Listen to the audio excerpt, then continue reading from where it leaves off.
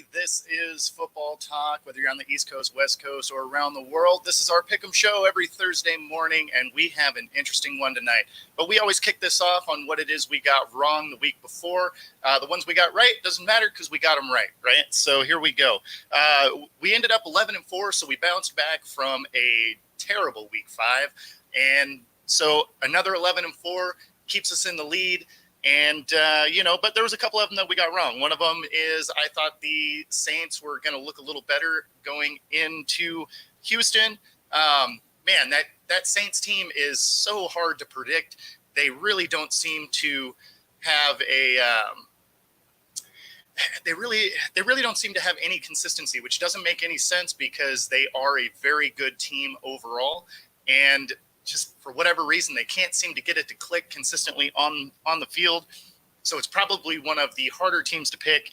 And I feel like I've gotten it wrong just about every week. So that one, if you're playing along with me, that one, you should almost just go against whatever I guessed, because I think I pretty much got it wrong all but like 1 week or so. And of course, there's a couple of them that I'm pretty sure everybody got wrong. San Fran losing to the Browns. I don't think too many people outside of hardcore Browns fans really saw that one coming. The Eagles dropping to the Jets. That one was a little more believable because this Jets team has a really good defense, and the Eagles haven't played great football thus far. The Eagles have found ways to win, as championship teams will do, but they haven't looked great. And when you look at their roster and what's on the field, it doesn't make sense why they haven't been able to play as good as they should be able to. That being said, I don't see this as a worrying trend. I would bet that they really start to get this thing righted as the year goes on. And of course, I thought the Hawks were going to go in and beat the Bengals in Cincy. The Bengals are a team that, they've struggled so much. They came off a good win, but it was against the Cardinals, so there's only so much weight you can put behind that because the Cardinals, although a scrappy team, doesn't have a great roster. And, against the better teams, you should be able to beat them. So, but those are the 4 losses. So it's not like it was a terrible, trip through the week. I'm pretty sure at least half of those everybody got surprised on. A lot of people thought the Bengals were going to win. I do believe the Bengals were favored at home anyway. So, that was one of my kind of underdog picks. But, again, it's one of those I like what I was seeing out of that Seattle defense. And actually, the defense played great. The offense is really where it kind of came off the rails. But, yeah, so that's more or less where we ended up last week. Fortunately, our recap doesn't have to be real long because we didn't get a lot wrong. Small victories. And then, of course, shout out to my Canadian friends. Got my coffee in the Canadian Starbucks cup today. So, and if you're watching here on the West Coast, grab some coffee. Let's start breaking down this week. All right. And before we get into that part of the show, before we get into that part of the show, if you haven't had your ducts clean in the last year, or especially your dryer duct, over 15,000 dryer fires happen every year. And it's an easy procedure. It doesn't take a ton of time. So check out Archer Ducts on Facebook and mention this show. Pick 'em 20, get 20% off your dryer duct cleaning. All right, let's get rolling. We got the Thursday night game tonight, and it's Jags and Saints. This one is tough because the line has moved 3 times since about 10 o'clock last night. So it was -1 for the Saints. Then it was like a half a point, and now it's to -2. There are a ton of injuries in this already, and not just injuries as far as questionable players. There are a ton of players that are out. So this one is going to be really hard to predict, which makes sense that the line from Vegas has been all over the place. So when we are looking at the Jags, Trevor Lawrence is questionable with his knee injury. Wide receiver Zay Jones is going to miss this game also, as well as cornerback Taysom Campbell, offensive tackle Walker Little, and offensive guard Brandon Scherf. All of those guys, with the exception of Trevor Lawrence, are out. And then we look at the Saints, and they are also really banged up. They have outside linebacker Demario Davis is questionable. Tyrann Mathieu is questionable. Juwan Johnson is out. Lonnie Johnson is out. Oh, no, he's questionable with a hamstring, so probably not playing. James Hurst out. JT Gray out. And then 2 offensive tackles that are out. So just a mess when it comes to these rosters. I know that Derek Carr is battling through an injury as well. I haven't heard – he's not on the injury report anymore, so that's encouraging. It might be why the Saints line has gotten a little bit bigger than what it was earlier. I am leaning towards the Saints at home. I don't love that there's 2 offensive tackles that are out.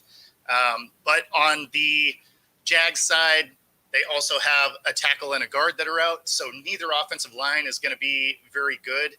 So then it's going to be how much more mobile is Carr versus Lawrence. Lawrence has a knee injury, which is really where I'm leaning towards the Saints in this game.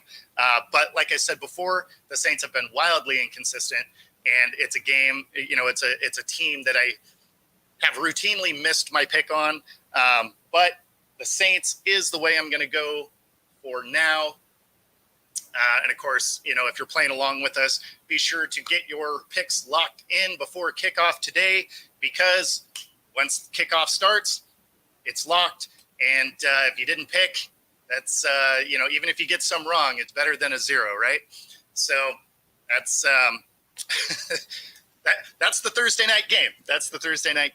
And of course, I am dog sitting our friends Dog Mojo. So I am not doing a Thursday Night Football Bar Series location this week. We return back to it next week. We'll be at the Three Lions Pub right there on Redmond Ridge. And then, so this week we're off from the sports bar because I am hanging out with my friend's dog. So there we go. All right. So then we move into the Sunday morning games. No more London games this year. We do have a Germany game on the horizon. But so we have Falcons at the Bucks. So the Bucks are -2.5, over under of 37.5. So they don't really think anybody's going to score any points. And I don't think they're wrong. Both these teams are relatively healthy. The Falcons don't have anybody on the injury report, and the Bucks just have 2 guys that are questionable but sound like they're going to play. So realistically, both teams have all 53 available. So that's encouraging in that way. So then it comes down to you. Do you trust Ritter or do you trust Baker? And in neither scenario do I feel great about it. Baker has some decent weapons around him. And of course, Ritter, he's got, Bijan. So there's, this should be a good game. Like it's going to be ugly football, but it should be a good game. This is another one where I don't trust either one of these teams. I am leaning to the Bucks on this one. I mean, it's just a gut feeling type of thing, because this one, both these teams have obvious holes in their rosters. And of course, quarterback play, it comes to question in both these teams. So I don't, this is one, we'll call it could be a coin flip. It could definitely be a coin flip. So, but I'm going to lean towards the Bucks. I like what they have, a little bit more veteran leadership on that team versus how young that Falcons team is. So yeah, I'm going to go Bucks here. I think the Bucks cover. I think they can win by a field goal, and over under of 37.5. This feels like it'll probably be a low scoring game. So I'll actually take the under on that. All right. And good morning. Thanks for tuning in, of course. Always appreciate it. All right. So then we move into, we got the Browns at the Colts. Anthony Richardson is obviously out for the season. That shoulder injury is going in for surgery this week, I believe. So he will be done for the season. It'll be the Minshew show. So, yeah, I mean, on that one, yeah, the Browns are favored by 2.5. Deshaun Watson is still injured. He's questionable. I don't know if he'll play or not. It could be the battle of the backups. And if that's the case, I like the Browns defense. So I'm going to go with the Browns here. Browns 2.5. Yeah, I'll take the Browns to cover over under of 40. I think this is another one where it could be the under as well. This one just feels like it's going to be a 17-13 kind of game. And so, yeah, I'll go Browns. Then we got the Bills traveling to the Pats. The Bills are an 8.5-point favorite over under of 41. This Bills team is really not – it's another inconsistent team that shouldn't be. It has a ton of talent, and at the end of the day, they just haven't seemed to – really gel on the field every game. They seem to, like, they have all the pieces. They just can't seem to get them all on the field at the same time. Like, sometimes the defense really shows up, looks amazing. Sometimes the offense comes and looks amazing. But we really haven't seen too much where both of those come together outside of that Miami game that their whole team has played as a unit. That being said, this Pats team is in complete disarray, and they are absolutely going to drop this game and probably the next against Miami. So the Pats have a lot of question marks going forward as far as what their coaching potential GM type situation could be. As far as, do they strip the GM tag away from Bill and let him keep coaching, or does the GM of Belichick get the coach of Belichick fired? If they start 1-7, where they look like they probably will, man, those questions get pushed to the forefront, and his seat gets real hot. And although him and Kraft have a ton of history, and Kraft doesn't necessarily want to move on, I can't imagine that the billionaire is going to be super patient with a team that is absolutely getting smoked.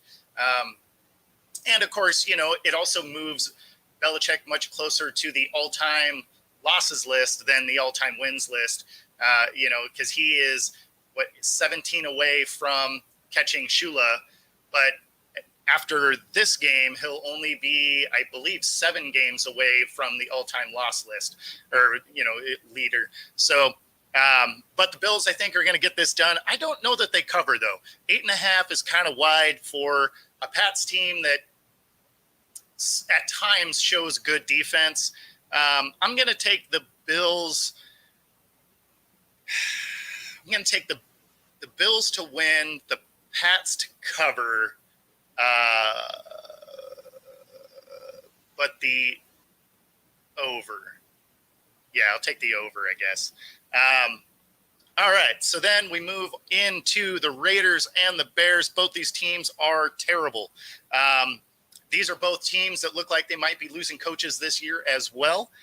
Certainly the Raiders.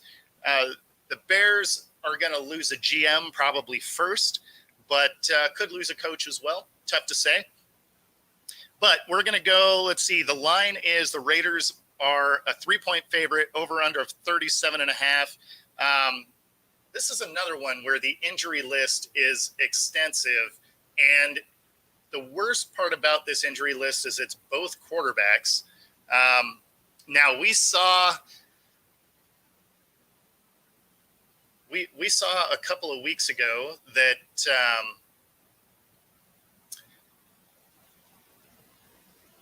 the Raiders had their backup in. I don't know who Justin Fields' backup is offhand. I don't remember. But Garoppolo is questionable with a back injury. I don't think that's going to be that questionable. He left the game in an ambulance. I can't imagine that he's back for this game. So although questionable, that one feels like it's probably not going to be that questionable, really. Devontae Adams, also questionable. as well as Max Crosby with a knee injury. So it doesn't make you feel real good about this Raiders team, especially because Max Crosby has been the overall hammer of that defense. And then, of course, you have a couple of corners that are questionable, 3 corners that are questionable, actually, and an offensive tackle that is questionable with concussion, which, if he's still questionable today, that makes me think he probably didn't pass and is going to be out. Then on the Bears side, Justin Fields is doubtful with that thumb injury because he can't actually hold on to the football. And then you have the running back is questionable. The defensive lineman and a defensive back are all questionable as well. There's some more.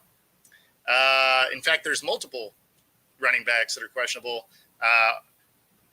Outside linebackers, 3 outside linebackers that are out, and a safety with an illness. So there are so many injuries on both sides. This one really doesn't look that promising. I'm going to go with the Raiders here just because we watched the Raiders backup have some success, and I believe they lost that game, but he had some success on the field. Whereas, again, with the Bears, I can't even remember who their backup is offhand. So I'm going to lean Raiders here. Even as a 3-point favorite, doesn't seem like that's probably going to be the case. This is probably going to be a 1-point game, one of those 17-16, which also has me pulling the under that was at 37.5.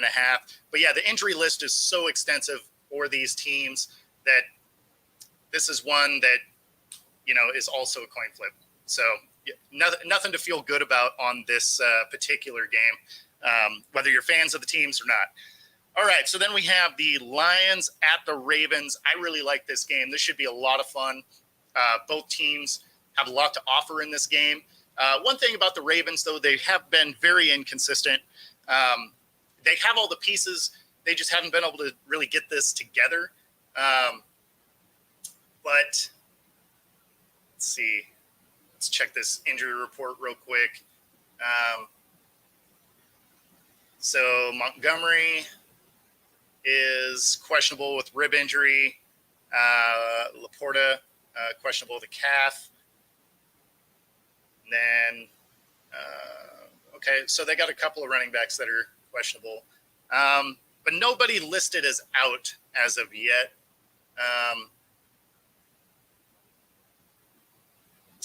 Yeah, it looks like nobody's listed as actually out. So just quite a few questionable guys. I'm going to take the Lions on the road, even though the Ravens are favored at home. Over under 43. Both these teams can score. I really like this Lions defense, the way it's evolved. And, of course, you have Aiden Hutchinson that is leading the league in quarterback pressures. So if he can keep on this pace, then, if you can get Lamar contained but also uncomfortable, he can make mistakes. And, I like the opportunistic defense that the Lions have. So I'm going to go with the Lions here, not to just cover, but to win outright. And then the over-under 43, I'm going to go with the over because even though both teams have a good defense, both teams can score points as well. Even though the Ravens haven't necessarily shown their ability to score points this year, they can definitely score some points. All right. So then we have Washington at the Giants. Washington is favored by 2.5, over under of 39. Daniel Jones, as it sits right now, he was out last night. Let's just see if that is still the case. I do believe that is still true. Saquon is questionable. Daniel Jones says questionable with a neck, but I would be surprised if he is back. If Saquon also doesn't really play, this is going to be a Washington game the whole way. That whole offense really feeds off of what Saquon can do.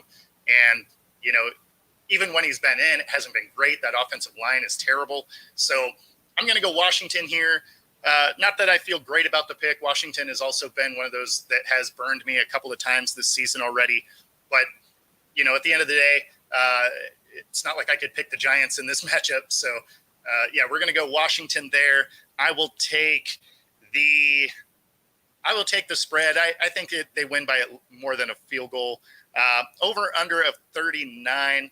That actually feels kind of right. This does seem like it'll be a low scoring game as well. So I'm going to take the under.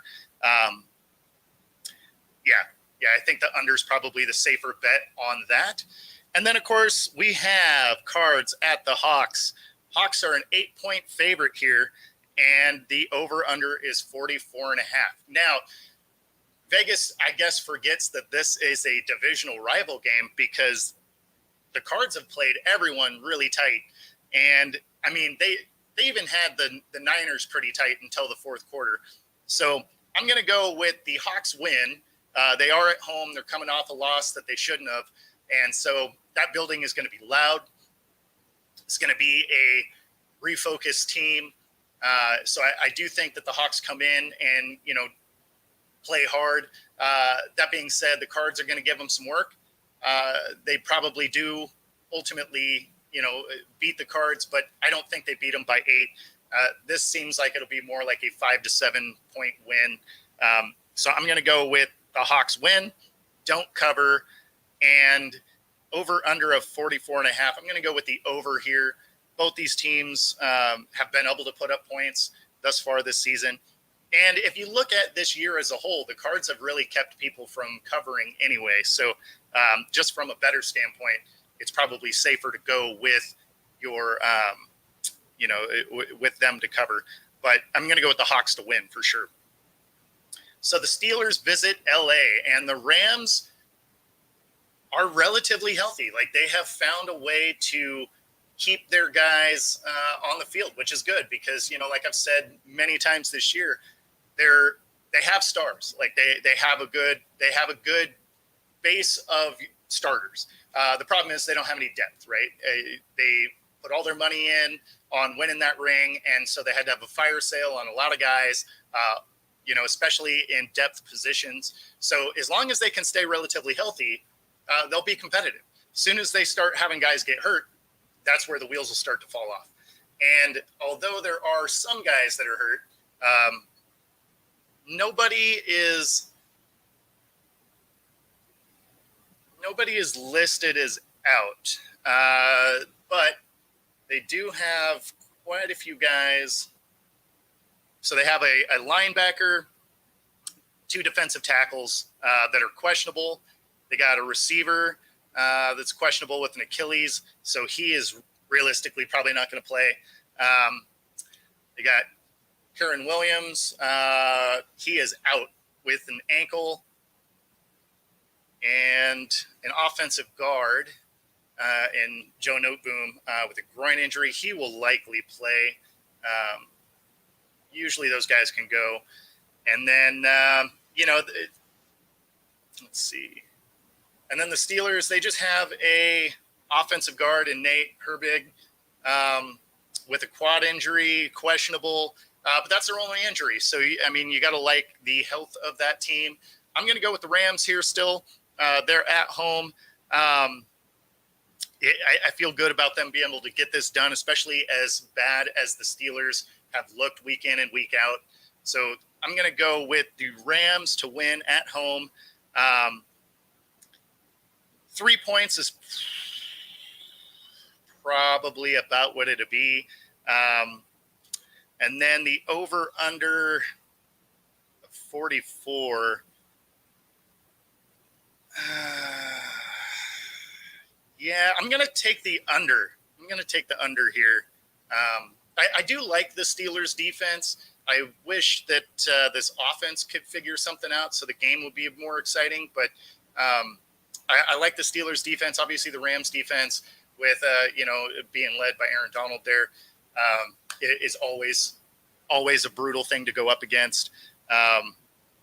So, yeah, I'm going to go Rams at home. And I guess I'm gonna call it a push, though. I'm gonna say it's gonna be a 3-point spread. All right, so then let's move into Green Bay, heading into Mile High. Man, this is another just coin flip, dumpster fire type of game.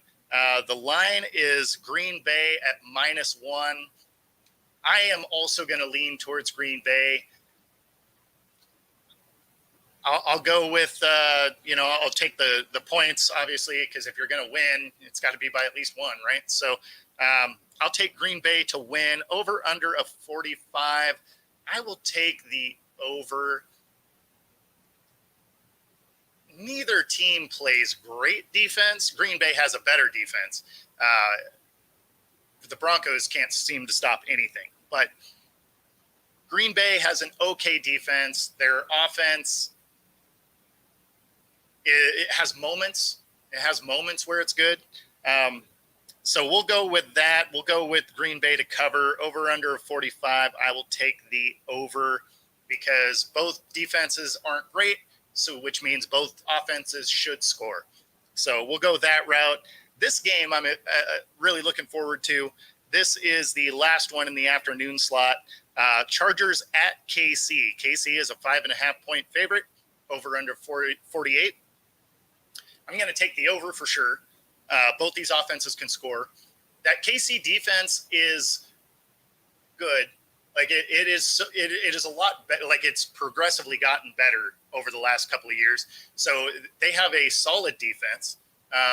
Not world beaters by any means, but a solid defense.